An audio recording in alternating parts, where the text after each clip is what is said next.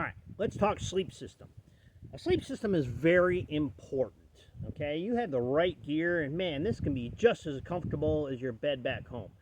If you chintz on it and you go cheap, you're going to have a horrible night's sleep. You're not going to enjoy the next day. It's going to be the longest nights of your life. So invest in a good sleep system. So here are my components. So first is the air mattress itself. Okay, this bag or this air mattress here is an insulated one. Some people can get away with like the 1 to 2 inch ones. I like the big thick one. This is like I think a 4-inch thick air mattress, and it packs up still in the size of a water bottle. So I go for that. Air mattresses can either be uninsulated or insulated. Insulated models come on an insulation scale of 1 to 5, 5 being the highest. This is a 4.5.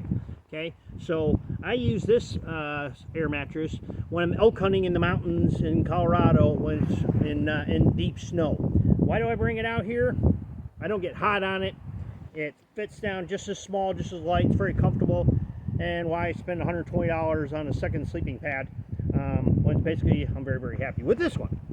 So, luxury item. I don't need this, but I bring it anyway. USB air pump. Okay. When I'm moving camp quite often, as I do on my solo trips, I did a 21-day solo trip last year in which I moved, I think, 16 times. That gets old, blowing up an air mattress by mouth that many times. So, USB rechargeable, doesn't weigh very much.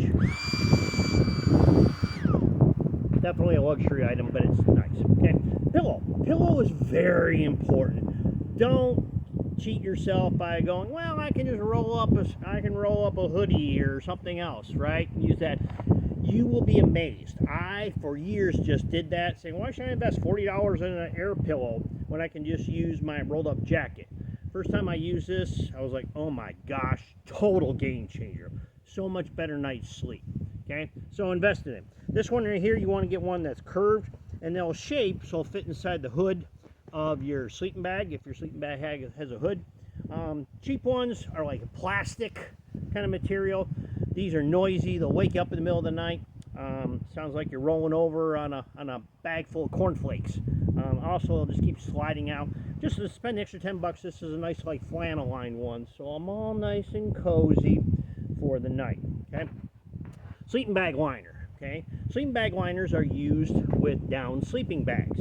They're designed to keep the oil from your skin getting into the down, which it will over time. Okay, so they can come in uninsulated ones. This is actually an insulated one. This is called the Incinerator by Sea to Summit. They claim that it will increase the temperature of your sleeping bag by 25 degrees. I don't know about that, but it is nice and it does keep you warm. And what's great is you got to be prepared for some really cold nights out here. Last night it was 29 degrees out here. And so I was all bundled up, and then there's some nights that are sweltering, 80 degrees. On a hot night, I'll sleep just inside this and use this as a sleeping bag, so that's really nice. Sleeping bag itself. Sleeping bags come in two types, synthetic and down. Advantages and disadvantages of both. Synthetic bags, okay, that's your Walmart kind of sleeping bag. It'll be definitely cheaper, okay, but it also is going to be bulkier and heavier.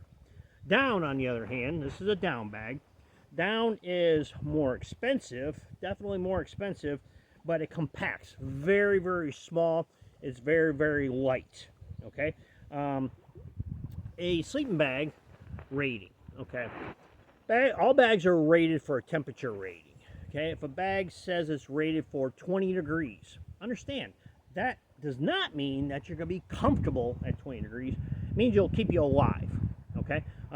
So when I'm out in the wilderness, in the summertime canoeing, I can get away with, I'll bring like a 20-degree bag. That'll keep me warm, nice and cozy up to about 40 degrees before I got to add layers on. And the bags go all the way down to 20 below zero. So this is a down bag, and you'll note that it's black inside. Most down bags are black. That way, because if it gets wet, you can just turn it inside out, lay it out in the sun, and it'll dry a lot faster. Okay.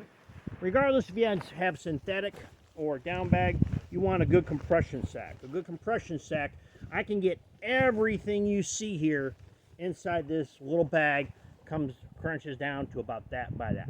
So get a good night's sleep with a good sleep system.